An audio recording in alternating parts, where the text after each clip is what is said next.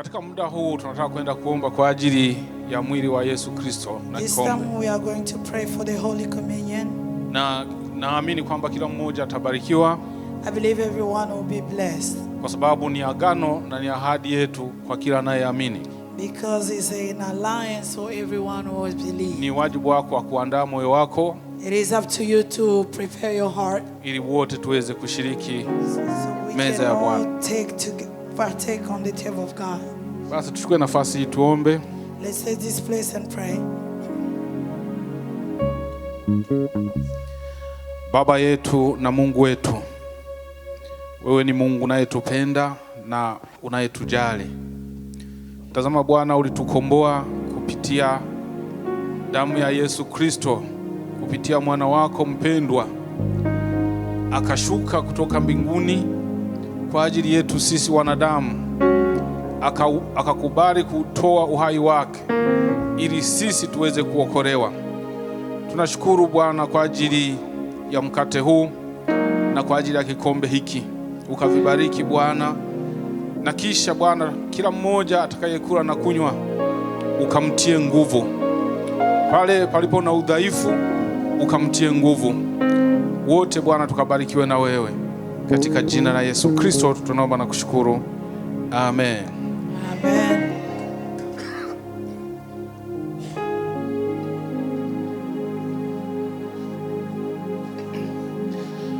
Na wakaribisha kila mmoja aweze kufika hapa mbele I welcome everyone to come forward kwa ajili ya kuchukua mkate na kikombe. to receive the bread and the wine.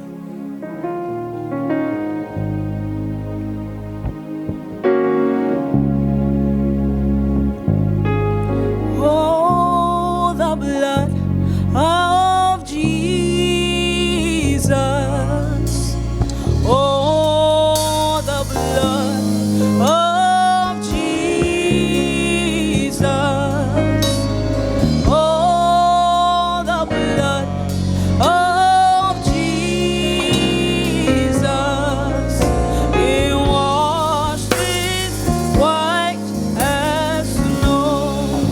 Sing, oh, the blood. Oh, the blood of Jesus. The blood. Oh, the blood. The blood of Jesus. Sing, oh, the blood. Oh, the blood. The blood of Jesus. It washed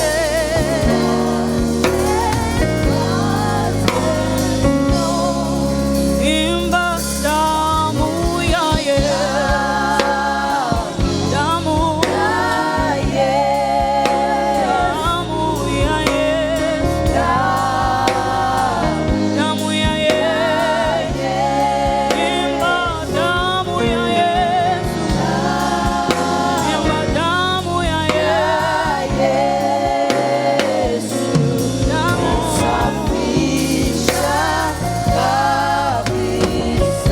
sing the blood of Jesus. Oh, the blood of Jesus. Sing the blood of Jesus. Oh, the blood of Jesus. Sing, oh, the blood of Jesus. Oh, the blood of Jesus. It washes white as snow.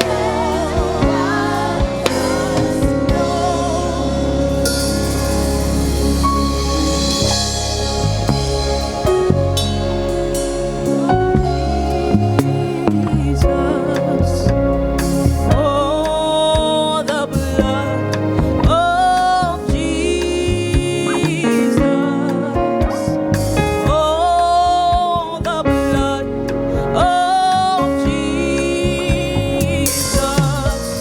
It washes white as snow.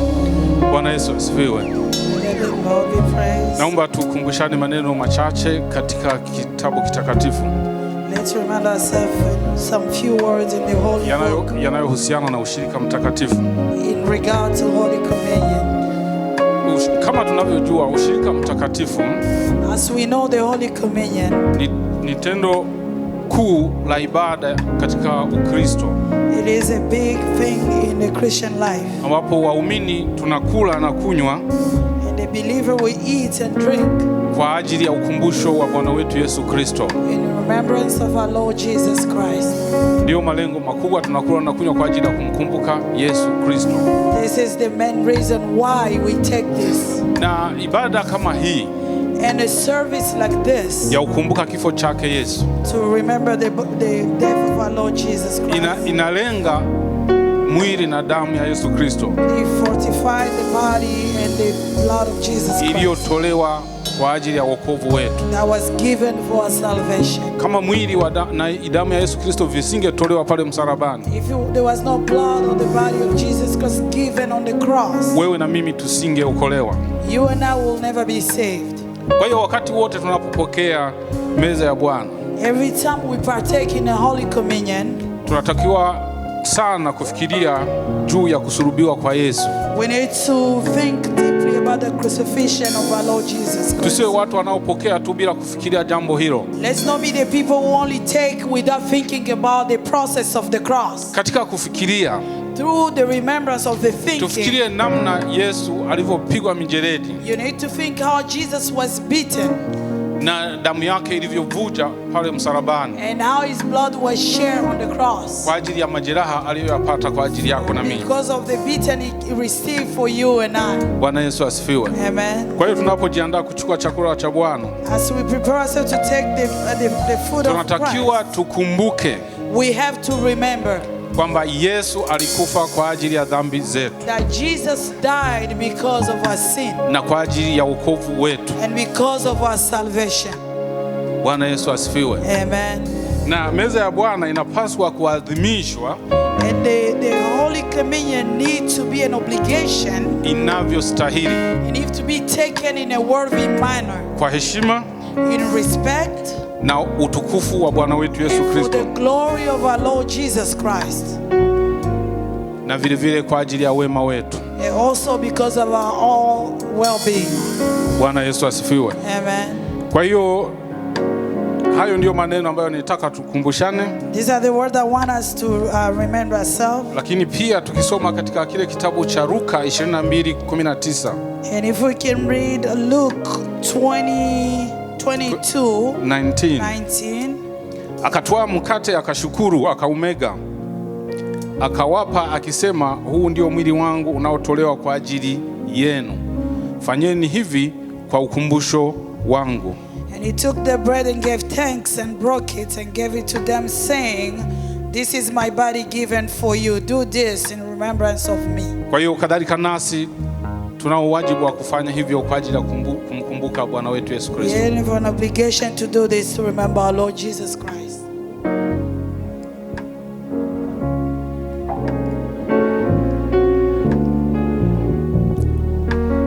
Ukisoma ule mstari wa 20, read verse 20. Kikombe nacho vivyo hivyo baada ya kula, akisema, kikombe hiki ni agano jipya katika damu yangu imwagikayo kwa ajili yenu. In the same way, after the supper, he took the cup, saying, this is the new covenant in my blood, which was poured out for you.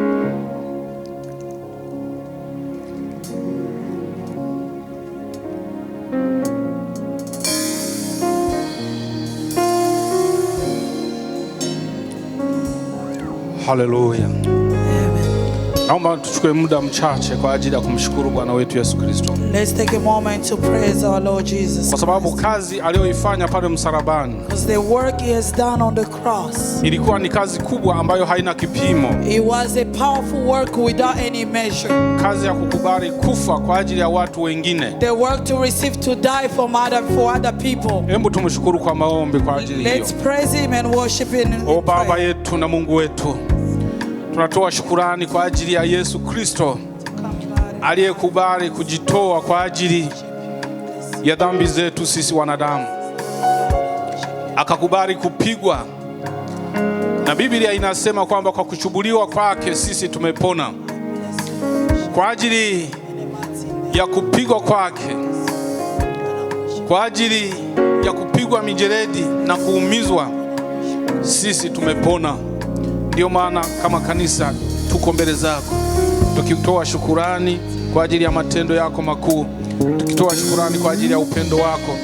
Asante Bwana kwa sababu ulianzisha kazi yako na ukaimaliza. Nasi Bwana tunaendelea na kazi yako Bwana mpaka siku ile, haleluya, tutakapokuona. Bwana, ninaomba ukabariki mioyo ya watu wako hawa walio hawawezi Bwana, ukawatie nguvu. Walio na udhaifu wa afya zao Bwana, ukawatie nguvu. Walio hawawezi ukawainue. Walio wagonjwa Bwana, ukawaponye katika jina la Yesu Kristo. Ninakusihi Bwana wa majeshi, ukawe pamoja nasi, ukalibariki kanisa hili Bwana, likaendelee kukua katika imani, likaendelee kusimama Bwana, likaendelee kupigana vita vilivyo vizuri kama watakatifu wako, kama watu waliokupokea katika jina la Yesu. Asante Mfalme, kwa kuwa wewe uko pamoja nasi, katika jina la Yesu Kristo tunaomba na kushukuru. Amen. Opportunité Nashukuru Mungu kwa kipaji et pour ta présence aussi, na kuja kwenu leo, parce que cette sainte scène que nous avons pris kwa hii meza ya Bwana ambayo tunagawanya est très important et très profond. ni ya muhimu sana. Mais j'aimerais, avant de prêcher, Nilipenda mbele nianze mahubiri, je vais demander la prière de Bishop, naomba Bishop atuombee, parce que je dois travailler sous son onction.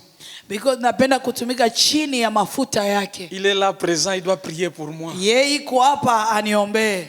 Bishop, je t'en prie, prie pour moi avant de parler de quelque chose de Dieu. Papa Bishop, tafadhali muombee mbele tugawanye kitu kwa Mungu. Prions le Seigneur. Let's pray. Can we lift our hands, please, church? Tuinue Just mikono wetu kanisa, toward him, and let's pray that the Spirit of the Lord will use him in a mighty way. tuombe Roho Mungu amtumikishe kwa uwezo. Father, in the name of Jesus Christ, we have come before you, Lord, uplifting your servant Clement today, who is going to share the word of life. Father, we pray that the Spirit of the Lord will move in a mighty way in his heart, and let the word that will come out of his mouth touch our hearts, encourage us, and speak to us. Father, thank you, because today is a day that you have planned for him to speak. I stand against all attacks of the devil, and I break it down in the name of Jesus Christ. Holy Spirit, now take control from now to the end. In Jesus' name we pray. Amen. Amen. Amen. Amen. Comme nous avons pris la Sainte Seine, Vile tuligawanya meza ya Bwana, j'aimerais aussi parler du sang de Jésus-Christ, ninapenda nizungumzie juu ya damu ya Yesu. l'œuvre que le sang a accomplie pour nous. Kazi ambao damu ilifaa juu yetu.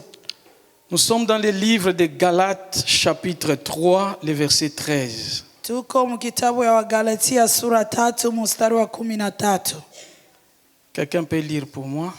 Mtu atusomee tafadhali.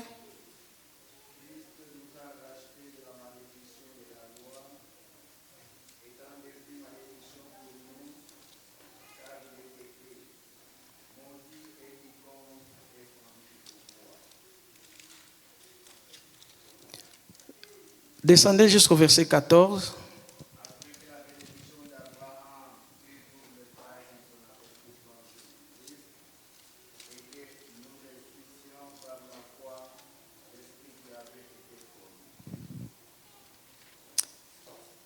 En Swahili, on peut lire ça. En anglais aussi. Papa tutasomea mkiswahili.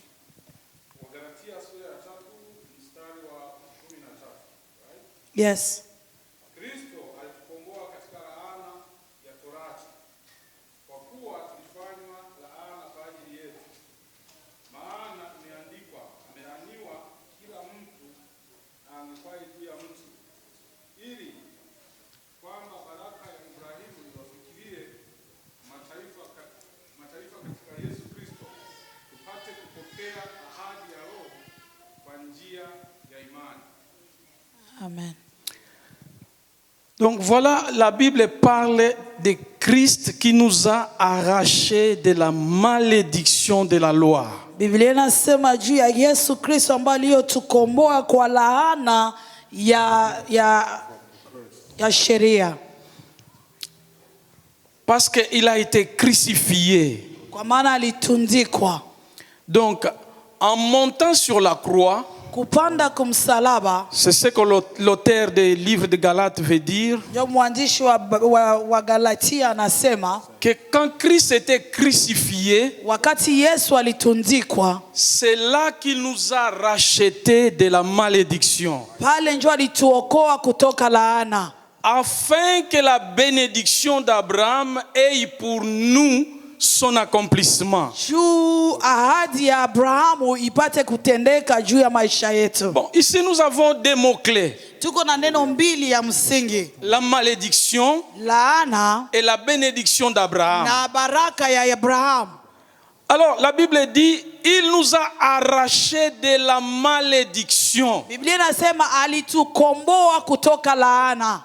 Puisque nous parlons un peu de la malédiction, Kwa maana tuko nazungumza juu ya laana, j'aimerais citer quelques malédictions et comment les malédictions sont entrées d'après la Bible. na ninaanza kutaya laana na namna gani laana iliingia kupitia Biblia. Dans Genèse chapitre 3, Mwanzo sura 3, le verset 17 à 19, quelqu'un peut lire pour nous? Mwanzo 3:17 mpaka 19. English, French, anyone? Genesis chapter 3, verse 17 to 19. The Bible says, Adam he said, because you listened to your wife and ate fruit from the tree about which I commanded you, you must not eat from it. Cursed is the ground because of you. Through painful toil you will eat food from it all the days of your life. It will produce thorns and thorns for you, and you will eat the plants of the field. By the sweat of your brow you will eat your food until you return to the ground, since from it you were taken, from dust you are, and to dust you will return. Amen. Alléluia. Amen. Nous savons tous comment Dieu avait puni Adam et Ève. Tunajua namna gani Mungu aliwapiga Adamu na Eva. Je ne veux plus revenir en arrière parce que je dois courir avec le temps. Sitarudia nyumba na kimbia juu ya wakati. Parce qu'aujourd'hui c'est le dimanche, beaucoup de gens aimeraient rester en famille. Na leo siku ya Mungu watu wanapenda bakia na majamaa zao. Mais ici le verset 17 nous parle maintenant des conséquences du péché que Adam et Ève ont commis. Na Biblia nasema mambo hayo shida ambao watu walipata wakati Adamu aishafanya dhambi. La Bible dit, Dieu dit à Adam, Biblia nasema Mungu akamwambia Adam, puisque tu as écouté la voix de ta femme. kwa maana ulisikia sauti ya mke wako. Et la Bible dit ceci. Na Biblia nasema Tu as écouté la voix de la femme au sujet de l'arbre duquel je t'avais interdit de ne pas manger. kwa maana ulisikia sauti ya mke wako kwa kula muti ambao nilikukataza. Et comme tu as écouté la voix de ta femme, Kwa maana ulisikia sauti ya mke wako, maintenant, sasa la terre sera maudite à cause de toi. bulongo italainiwa kwa ajili yako. Et c'est à la force des peines que tu en tireras la nourriture tous les jours de ta vie. Ni kwa ajili ya jasho ya kichwa chako utakula chakula kila siku ya maisha yako. Il te produira des épines et des ronces. Na itakuzalia miba. Et tu mangeras de l'herbe du champ. Na utakula vitu vya shamba. Maintenant, soulignez pour moi les mots épines et ronces. Na ukate utie mstari kwa ile miba. Soulignez ça dans ta Bible. Uitie mstari mu Biblia yako. Tu vas comprendre pourquoi je te dis de souligner. Na utaelewa kwa nini ninakwambia utie mstari. Voilà, ça, les épines et les ronces, ce sont les conséquences des malédictions. Miba na chongama ni shida ambayo ilipatikana kisha laana. Avant qu'Adam puisse pécher, Mbele ya Adam afanye zambi, la terre était bonne pour elle. udongo ulikuwa mzuri juu yake. Il cultivait la terre. Alikuwa amelima udongo. Il surveillait la terre. Alikuwa anaangalia Il udongo. faisait tout. Alikuwa anafanya kila La kitu. terre ne produisait pas des épines et des ronces. Udongo haikuwa na miba na Mais quand machongama. ils ont péché, Lakini wakati walifanya Dieu les zambi, met hors du na jardin. Mungu akawatia nje ya shamba Pour conséquence, juu ya kuwapiga, la terre va produire des épines, bulongo ikajaa miba des ronces, na machongama. et c'est à la sueur de son front qu'il trouvera à manger. Kwa ajili ya jasho yake atapata Et chakula. quant à la femme, Dieu dit, j'augmenterai les douleurs de ton enfantement. Na juu ya mwanamke Mungu akasema ndaongeza uchungu ya uzao wako. Ça, ce sont les premiers signes de la malédiction. Hii ni vitu vya kwanza vinaonesha laana. Le deuxième signe de la malédiction, toujours dans le livre de Genèse. Na kitu ya pili tena inaonyesha laana mu kitabu ya Mwanzo pia. Le Genèse chapitre 4, Na Mwanzo sura 4 le verset 9 à 12. mstari wa 9 mpaka 12. Mais je vais prendre seulement le verset 10. Dans vos maisons, vous pouvez lire le verset 9 à 12. Mungima wako utasoma kule 9 mpaka 12. Ndasoma tu 10. Qu'est-ce que la Bible dit? Biblia inasema nini? Quelqu'un peut lire?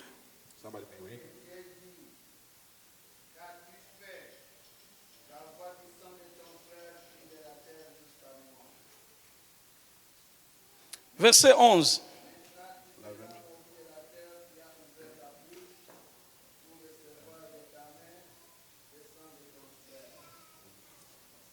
Alléluia. Amen. Qui a une Bible en anglais? Ah, je crois tout le monde, non?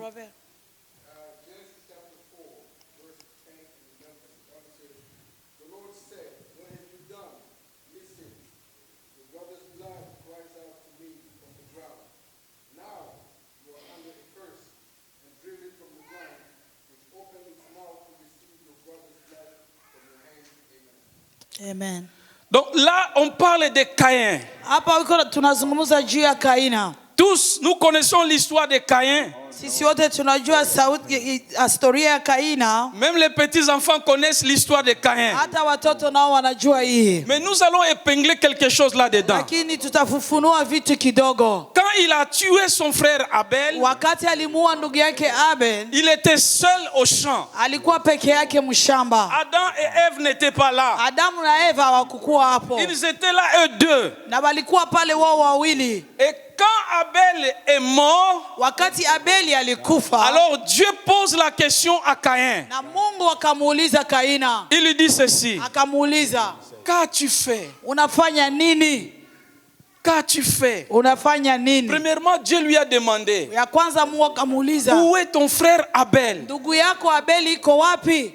Il a répondu à Dieu avec insolence. Na akamjibu Mungu na kiburi Il yote. a dit, est-ce que moi je suis le gardien de mon frère? Mimi ndio mlinzi ya ndugu yangu.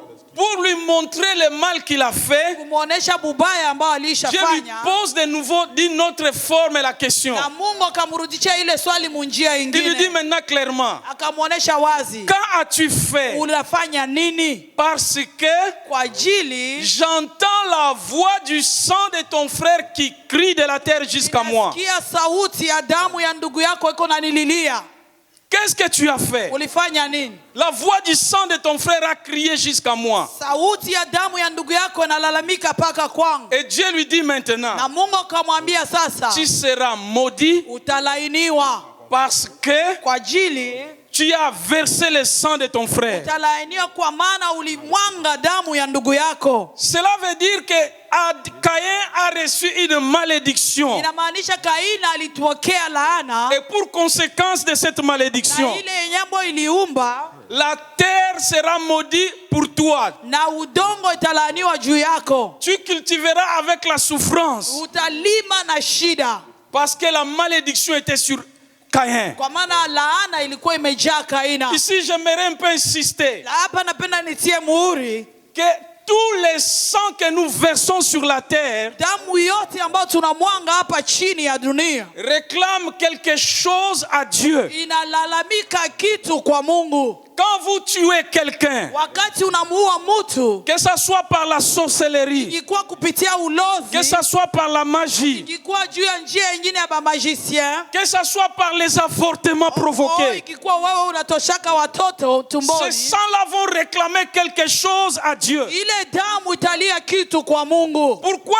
il réclame quelque chose à Kwa Dieu? nini nalia kitu mbele ya Mungu? Parce que Dieu est le créateur de toute vie. Kwa sababu Mungu ni uumbaji ya kitu yote kinao uhai. Le sang d'un homme parle. Ase damu ya mwanadamu inasemaka. Même si le bébé était un embryon de 2 semaines, Hata kama mtoto alikuwa tu tumboni wiki mbili tu, son sang va crier jusqu'à Dieu. na ile damu italalamika kwa Mungu. Il va dire, oh Père, Atasema, Baba, tu m'avais envoyé sur la terre. ulinituma duniani, Maintenant mon temps n'est pas encore arrivé. lakini wakati yangu On hayafika, m'a ôté la vie. wananitosha uzima. Et ce sang-là clame, crie à Dieu. Na ile damu iko namlalamikia Et Mungu. Dieu entend la voix de tous les sangs que nous versons sur la terre. Mungu anasikia vilio ya damu yote tunamwanga hapa chini C'est ya comme ça dunia. qu'il a entendu la voix du sang d'Abel. Ndio maana alisikia sauti ya damu ya Abeli, Et il était obligé de maudire Caïn. na ilipasha mlaani.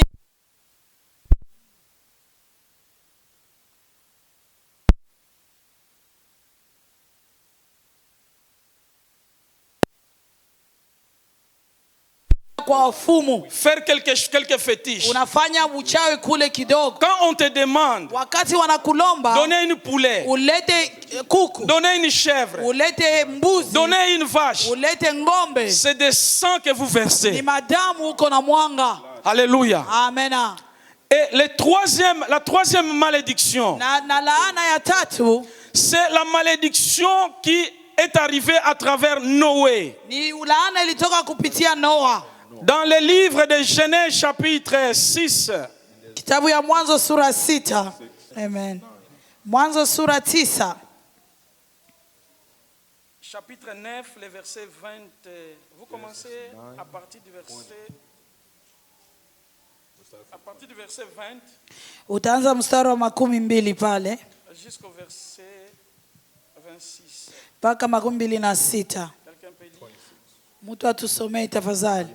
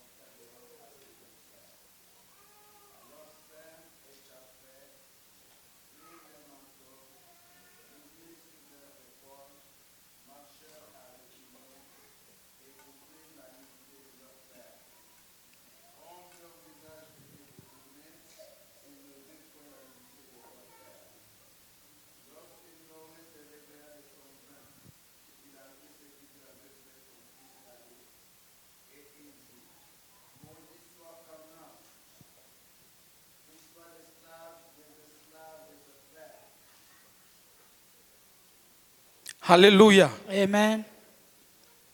Voilà, Noé commence à cultiver la terre après leur sortie du barque. Angalia, Noa anaanza kulima udongo kisha kutoka katika Il safina plante les vignes. na akapanda mvinyo. Et un jour, il est arrivé, Noé a pris beaucoup de vin. Na wakati kafika, Noa akunya mvinyo Il mingi était enivré na akalewa et il se découvrit nu na akajikutana iko uchi dans sa tente. katika nyumba yake. Un de ses enfants, Mtoto wake mmoja qui s'appelait Cham, jina yake ilikuwa Shamu, parce que nous savons Noé avait 3 fils. na tunajua Noa alikuwa na watoto 3 wanaume. Japheth, Cham et... Ah, l'autre, j'ai perdu encore le nom. Amen. Cam. Ilikuwa Japheth, Shem and Can. Yes. Alors, voilà, Noé, c'est lui qui a bu du vin. Ni Noa ndio alikunya mvinyo. C'est lui qui a commis l'erreur. Ni yeye ndio alifanya mbaya. Il se déshabille, reste nu dans sa chambre, dans sa tente. Na katosha manguo katika nyumba yake. Son fils ne savait pas. Na mtoto wake hakukuwa Et anajua. en entrant dans la tente de son père, Wakati aliingia katika chumba ya baba il yake, découvra la nudité de son père. akaona baba yake iko uchi. Il est sorti vite parler à d'autres, les deux frères. Na akatoka kuambia wandugu wake. Alors les autres, quand ils ont écouté ça, Wandugu wake wakati walisikia hii, ils ont pris les manteaux. na wakatwala koti. Ils ont touché comme ça, ils reculaient en arrière Na wakaanza kurudia kinyuma nyuma. pour ne pas voir la nudité de leur père qui était. Wasione uchi wa baba yao alikuwa hapo. Alors quand ils arrivaient près de leur père, Wakati walifika pembeni ya baba ils yao, laissèrent tomber les manteaux pour couvrir la nudité de leur père. wakaacha hiyo koti mwangukie baba yao kumfunika Mais uchi quand wake. Noé accorda de son vin, Wakati Noa alitoka katika ulevi, il entendit ce que dire à propos de son fils Cham. na akasikia vitu ambao mtoto wake Sham alifaa, Et il dit, na akasema, maudit soit Canaan, fils de Cham. akasema alainiwe Kanaan mtoto wa Sham. Que Canaan soit esclave des esclaves de leurs frères. Na Kanaan akuwe mtumwa wa ndugu wake. Écoutez-moi bien. Unisikilize. Celui qui avait péché, c'est le père. Mwenye alifanya dhambi ilikuwa baba. Son nom, c'est Cham. Yeye ilikuwa Sham.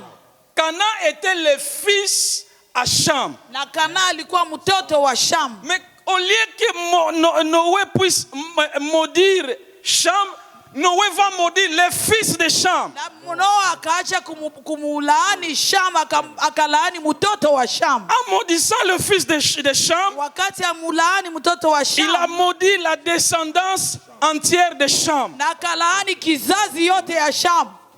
Alléluia. Amen. Je vais attirer votre attention. Napenda mutie makini. Attention avec les serviteurs de Dieu. Mukuwe makini na watumishi wa Mungu. Quand quelqu'un a la promesse de Dieu, Wakati mtu ana ahadi ya Mungu, peu importe le mal qu'il peut tomber dans une erreur, dans un mal, hata kama anafanya shida na anguka katika shida, n'allez jamais critiquer les hommes de Dieu. siendake kuwateta watumishi wa Ne Mungu. parlez mal jamais d'eux. Usisemake ubaya wale watu. N'accepte jamais quelqu'un dans ta maison critiquant ton pasteur dans ta maison. Usiitikake munyumba yako mtu aanze kumsema pasteri wako. Parce que ici nous voyons Noé qui avait péché. Hapa tunaona Noa alifanya dhambi, Mais la malédiction va venir sur son enfant. lakini laana ikashuka kwa mtoto En wake. réalité, celui qui a commis l'erreur, c'est Noé. Lakini mwenye alifanya makosa ni Noa. Vous allez remarquer la plupart des enfants de pasteurs, la plupart des femmes de pasteurs, la plupart ne sont pas très bénis. Utaona watoto wa pasteri wengi na wanawake wake wa pasteri hawakwake Parce wanabarikiwa que la sana. plupart considèrent, Wengine au lieu wanaona de considérer leur épouse comme serviteur d'abord de Dieu, wile watwale mume wao kwanza kama mtumishi wa Mungu, ils le considèrent d'abord comme mari. wanamkamata kwanza kama bwana. Alors ils commettent un peu des Na erreurs. wanaanza fanya makosa. C'est pourquoi Ndio maana Dieu est comme ça. Mungu iko hivyo. Il traite avec ses ministres. Na Mungu anatumikishaka na watumishi wake. Quand vous les touchez, Wakati unawagusa, parfois il ne peut pas ouvrir la bouche pour parler mal contre toi. haizi fungula kinywa aseme bubaya juu yako. Du fait qu'il est touché au fond de son cœur, Vile aliguswa katika moyo wake, tu seras touché aussi par une na malédiction. wewe utaguswa na laana. J'attire l'attention aux fils de pasteur. Ninawaambia watoto wa wapasteri. Mais je crois ici, je vois tous les fils de pasteur sont bien, sont bons. Naona hapa watoto wa pasteri wote wiko bien. Mais c'est question seulement d'attirer votre attention. Lakini niwaambia mupee makini. Soyez très prudents et vigilants sur ce point. Kuwa makini sana kwa hiyo njia. Considérez-les. Muwapatie nafasi zao. Alléluia. Amen. Je vais continuer maintenant. Na mimi naenda kuendelea. Maintenant, Canaan reçoit la malédiction. Na Kanana akapokea laana. C'est Canaan qui va venir pour former l'Afrique. Na ni Kanana ndio alikuya kuumba Afrika. Nous sommes les descendants de Canaan. Sio tuko watu ambao tunatoka mkizazi ya Kanana. Parce que toute la génération de Canaan, ce sont eux qui ont formé l'Afrique. Ni watu wote kizazi yote ya Kanana ndio waenda kuumba Donc Afrika. avec la malédiction de Noé, ils viennent former un continent. Na ile laana walipokea kutoka nao wakakuya kuumba continent yetu ya Afrika. Mais maintenant la Bible dit Jésus-Christ nous a racheté de la malédiction de la loi. Na Biblia inasema Yesu alitutosha katika laana ya sheria.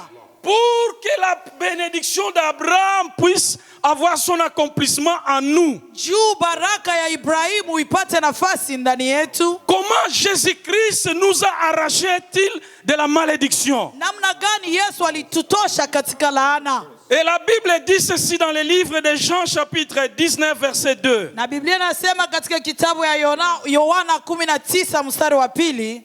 La Bible dit ceci. Biblia inasema Et les soldats dressèrent une couronne d'épines. na askari wakamutia chapeau ya miba Qu'ils posèrent sur la tête du Seigneur na Jésus. wakaitia kukichwa Yesu Kristo. Nous savons que quand Jésus a été arrêté, Tunajua wakati walimkamata Yesu il a été flagellé toute la nuit. na wakampiga usiku mzima.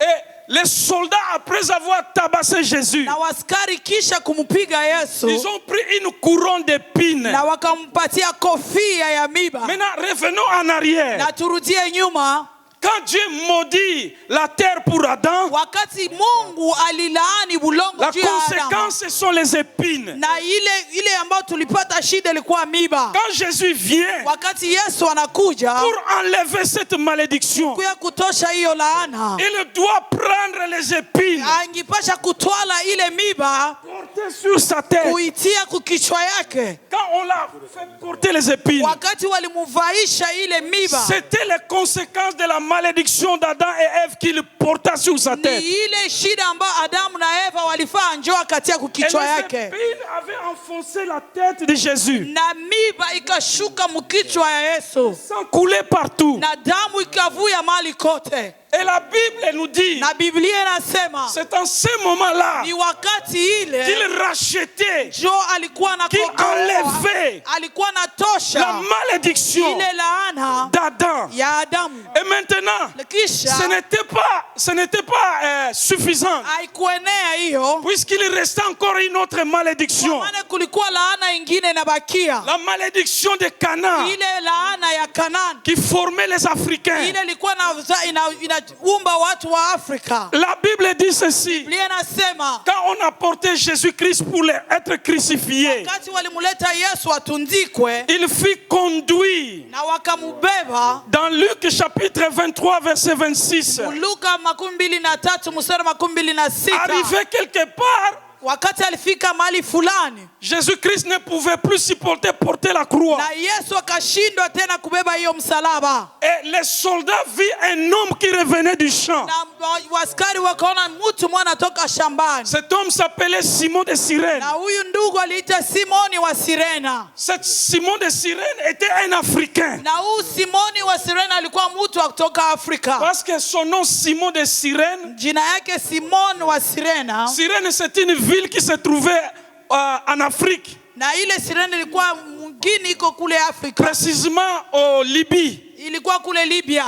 Donc il venait là-bas. Alikuwa anatoka Comme huko. ils étaient les descendants de Canaan, Kwa maana wao walikuwa watu wa de kizazi wa temps à autre Kanaani. ils venaient adorer en Israël. Walikuwa wanakuja kuabudu Mais Israeli. ce jour-là, Ile siku Jésus porta la malédiction d'Adam Yesu akabeba laana ya Adam. parce qu'il devait enlever toutes les Kwa malédictions. maana ilifaa atoshe laana zote. Maintenant, il voit Simon de Cyrène. Akaona huyu ndugu Simoni wa C'est le Sirena. Seigneur qui touche les soldats Na huyu Yesu akagusa waskari. pour que les soldats aillent faire porter Simon de Cyrène la croix.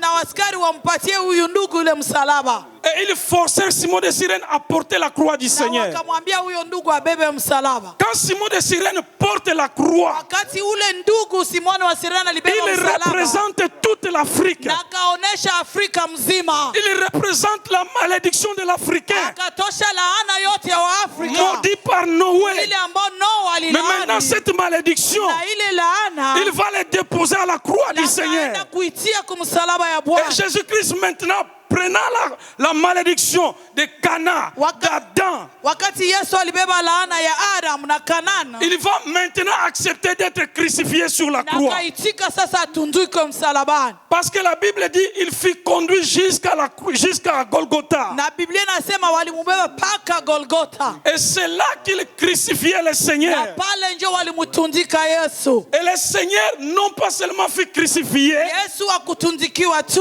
il a été fouetté. lakini na alipigwa pia. La chicotte qu'on a utilisée pour fouetter le Seigneur, Fimbo ambao walitumikisha kumpiga Yesu ce n'était pas n'importe quelle sorte de chicotte. haikukuwa fimbo ya hivi tu. C'était une chicotte qu'on appelait, était fabriquée par le quai de l'hippopotame. Ase hii La queue de l'hippopotame. hii fimbo ilikuwa inajanga na kitu ya hippopotame. Et on tressait 9 tresses là derrière. Na walikuwa wanasuka Roma En 9 tresses. walikuwa wanaisuka na Et dans chacune de ces tresses, kila ile kusukwa ile nywele il mettait là les épines. walikuwa wanatia Il miba, mettait là les ronces. na walikuwa wanatia ile Donc, de machongama. telle manière, quand on tapait sur quelqu'un, Inaonyesha wakati watampiga en mtu, retirant comme ça, wakati wataitosha des déchets de chair ile tombaient. vitu ya mwili ilikuwa imeanguka. Et le Seigneur fut fouetté par ses chicottes Na Yesu akapigwa na hiyo fimbo toute la nuit usiku mzima et les jours, na mchana, parce que kwa maana il avait un plan alikuwa na kazi de nous arracher de la ya malédiction. kututosha katika laana. Maintenant, ayant pris toutes ces choses, Wakati anabeba hivi vitu vyote, c'est pourquoi l'apôtre dit, il nous a arrachés de la malédiction à travers le sang qui a coulé à la croix. nasema alitutosha kutoka laana kupitia damu ambayo ilimwangika msalabani. Je veux dire ceci. Mimi napenda sema hivi, La Bible dit, quand il est monté là à la croix, na Biblia inasema wakati alipanda msalabani. c'est pour cela l'apôtre Paul dit ceci, le sang de Jésus-Christ parle mieux que celui d'Abel. Na ndio maana mtume Paulo anasema damu ya Yesu inasema mzuri kupita damu Hébreux ya 12, Abel. verset 24. Waibrania 12 mstari wa La 24. Bible dit, le sang de Jésus parle mieux que celui d'Abel. Anasema damu ya Yesu inasema mzuri kupita damu ya Abeli. Pourquoi? Kwa nini? Parce que le sang d'Abel, quand il a crié, Wakamana damu ya Abeli wakati ililalamika il a demandé la malédiction pour Caïn. na akalomba laana ya Kaina. Il a accusé Caïn vers le trône de Dieu. Akamchongea Kaina kukiti ya enzi ya Dieu ne Mungu. pouvait rien faire d'autre Mungu hakufanya kitu kingine, que de maudire Caïn. angipasha mlaani Kaina. Mais le sang de Jésus, Lakini damu ya quand il est Yesu monté à la croix, wakati alipanda son msalabani, sang cria au na Père, ile damu ikamulilia Baba,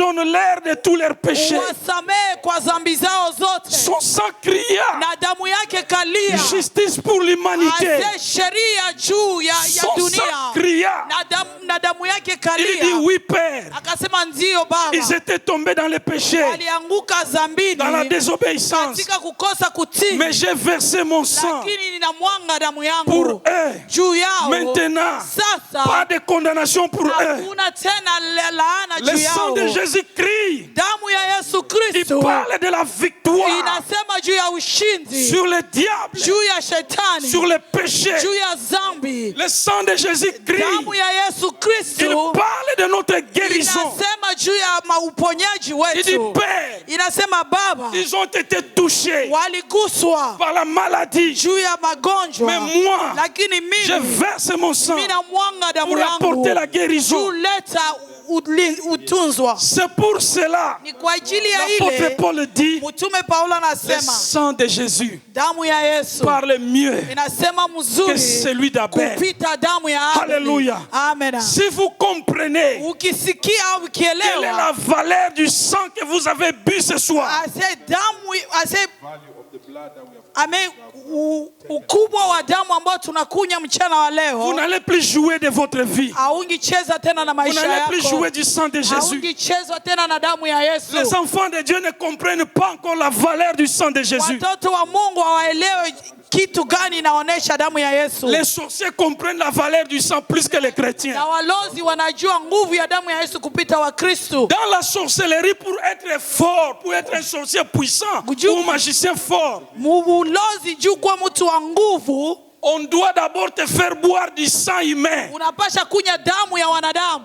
Mais ici, Mais hapa la Bible dit, Biblia inasema nous avons bu le sang de l'agneau. tulikunya damu ya mwana kondoo wa Il est plus Mungu. précieux que toute autre chose. Inaonekana maana kupita kila kitu. Le sang qui fait trembler tout l'enfer. C'est damu ambayo inatingiza jenama mzima. Un jour, nous prêchons quelque part. Siku moja tulikuwa nahubiri mahali fulani. Il y avait un papa. Kulikuwa baba mmoja. Son enfant est allé vers les marabouts Na huyu ndugu mtoto wake akaenda kuangalia wafumu. pour le tuer. Aende amuue. Les marabouts avaient tout fait. Na huyu mfumu akafanya yote. Et le ambayo marabout anajua. lui a dit, Na huyu mfumu akamwambia, aujourd'hui, leo à 0 heure, na minuit ton père va mourir. babako atakufa. Mais toi, Lakini wewe rentre à la maison. urudie nyumbani. Ça sera le tout dernier adieu que tu vas parler à ton père. Utaweza kumlaga baba yako. Non, tu ne vas pas lui dire que tu vas mourir, Hautamwambia kama atakufa, mais tu vas seulement bavarder avec lui comme quelqu'un qui donne un mot, le dernier adieu. na utakuwa namsemesha sasa vile uko namwambia kitu kia mwisho. Maintenant, le garçon est venu, Na huyu ndugu kijana akakuya il a bavardé avec son père na akasema na baba yake et il est parti. na akaenda. Il est rentré chez les marabouts. Akarudia kwa huyo mfumu. Là, chez les marabouts, il y avait un miroir Na pale kwa yule mfumu kulikuwa kama kioo. où il regardait tous les jours son père. Alikuwa anaangalia kila siku baba yake. Il voyait l'image, l'esprit de son père. Na akaanza ona roho au nafsi ya baba yake. Mais ce jour-là, Ile siku pendant que nous prêchons, wakati tulikuwa nahubiri dans la rue comme ça, dans une petite campagne, barabara hivi tu kampani kaloko. leur maison était en face de la parcelle où nous tenons la campagne. Na nyumba yao ilikuwa mbele ya pale fasi tulikuwa nahubiri. Quand nous avons lancé l'appel, qui peut venir recevoir Jésus? Wakati tulisema nani ataweza kuja kupokea Yesu? Son père est venu recevoir Jésus. Na huyu baba akakuja kumpokea Yesu. Là où ils étaient avec les marabouts, Kule kwenye walikuwa na ils ont marabu. commencé à voir dans les miroirs Na wakaanza kuona mkio. l'esprit de son père qui commençait à bouger. Na roho ya baba yake Ça commençait à bouger. kaanza tingizika. Après un moment donné, Kisha kidogo ça a disparu. ikapotea. Le marabout lui dit, Na ule mfumo akamwambia, rentre vite à la maison. rudia kunyumba. Va voir ce qui est arrivé. Wende ona vitu gani Ton père nafanyika. n'est plus dans le miroir. Na babako haiko tena mwa Il a hii kioo. disparu. Aishapotea. Va voir. Wende angalia. Et quand l'enfant rentre à la maison, Wakati mtoto anarudia nyumbani.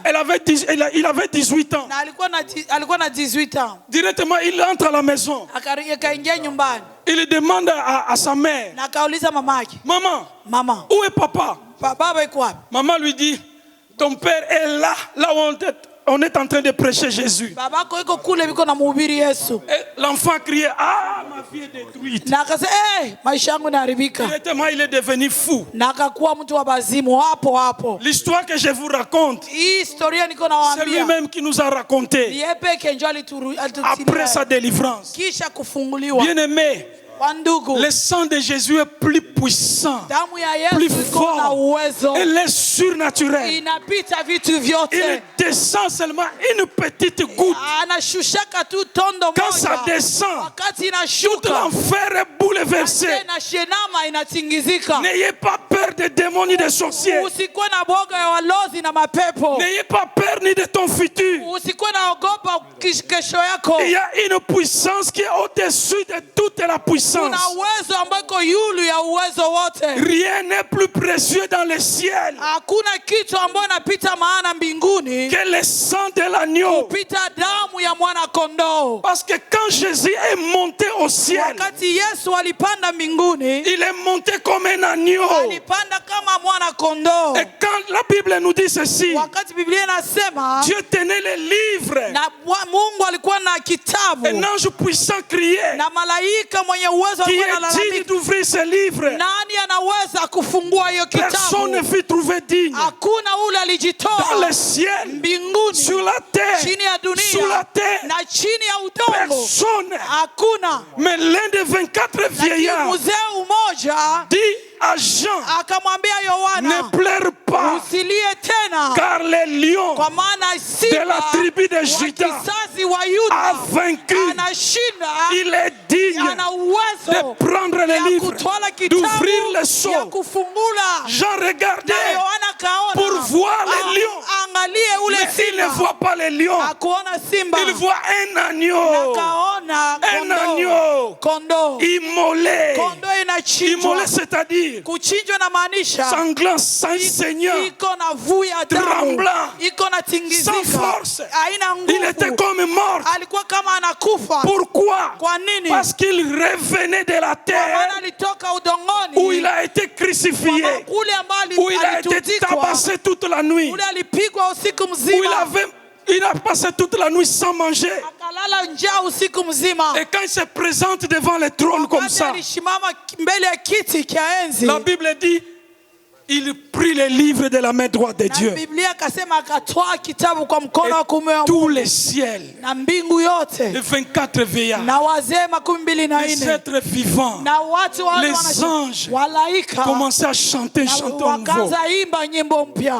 Frère, Wandugu, la prière est puissante. asema ombi na Quand uwezo. vous arrivez à un point Wakati unafika mahali où vous adorez parfaitement le sang de celui qui a été immolé pour vous. unaabudu damu ya huyo mtu alichinjwa juu yako.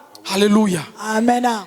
Nous devons danser, Tunapasha cheza, louer, tunapasha adorer abudu quand nous prenons la Sainte Seine. wakati tunatoa Parce que meza ya c'est une Bwana. vie de puissance qui entre en nous. Maana ni maisha ya uwezo yanaingia ndani Une vie yetu, merveilleuse qui entre en vous. ni maisha ya uwezo ambayo yanaingia ndani yetu. J'aimerais que tu comprennes ces choses. Mimi napenda uelewe hivi vitu. Il nous a arrachés de la malédiction. Alitunyang'anya kutoka laana. Aucune malédiction n'a même une autre influence sur toi. Hakuna laana yote na uwezo Parce juu yako. qu'il nous a arrachés. Maana yeye Maintenant, alitunyang'anya. le problème maintenant, Lakini shida ni nini? comment la bénédiction d'Abraham va avoir son accomplissement en nous? Namna gani baraka Ibrahimu itaonekana ndani yetu? Ah, mon temps est consommé. Je Wakati vais garder ça pour un autre jour. ile ni ya siku ingine. Que Dieu te bénisse. Mungu akubariki. Mon frère, ma soeur, Wandugu na louez dada, Dieu à cause de son sang. bariki Mungu kwa ajili ya damu C'est à yake. cause de son Ni sacrifice kwa ajili ya kujitoa qu'il kwake. est pour nous l'auteur d'une alliance excellente. Yeye ambaye alitia agano ya uwezo. Il est pour nous la vie éternelle. Yeye ni uzima wa milele.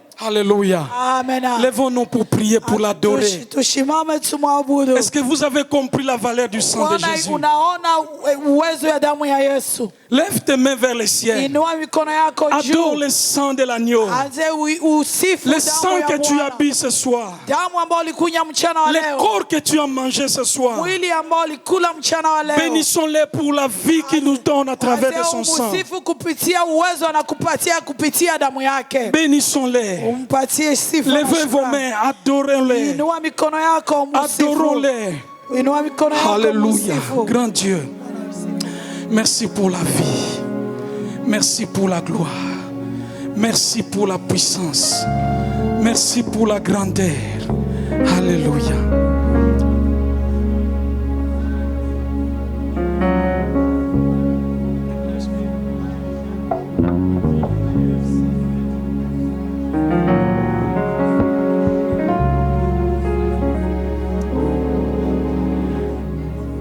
Lève tes mains. Inua mikono yako juu. Adorons-les. Inua Bwana. Hakuna Mungu kama wewe. Hakuna Mungu kama wewe. Hakuna Mungu kama wewe. wewe Mungu wangu. hakuna Mungu kama wewe. hakuna Mungu kama wewe. Hakuna Mungu kama wewe. Ewe Mungu wangu. nasema asante Hakuna kama wewe Mungu kama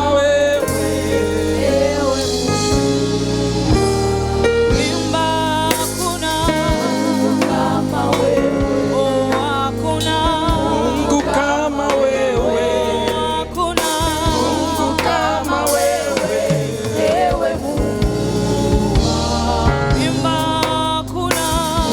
kama wewe Mungu kama wewe bénissons le Seigneur bénissons le sang de l'agneau sifu damu ya Yesu. exaltons-les Alléluia.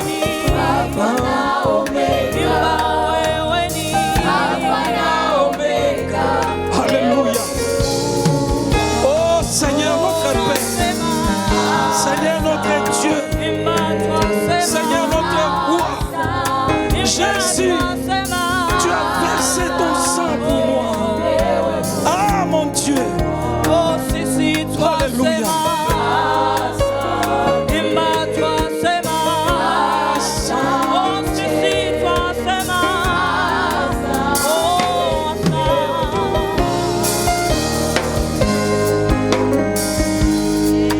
J'aimerais écouter ta voix monter vers les ciels. Napenda nisikie sauti yako ipande mbinguni. Bénissons encore une fois de plus le sang de l'agneau. Tumusifu tena Mungu kupitia damu yake. Adorons-les. Inua sauti yako musifu Bwana. Voyez-les. Umuinue sauti. Voyez-les à la croix comment il a souffert. Uone msalabani pale Voyez-les aliyoteseka. portant la honte, Uone haya ambayo alibeba. portant la malédiction, Angalia laana ambayo alivaa portant tes péchés. juu ya dhambi zako. Et adorons son sang. Uinue damu yake.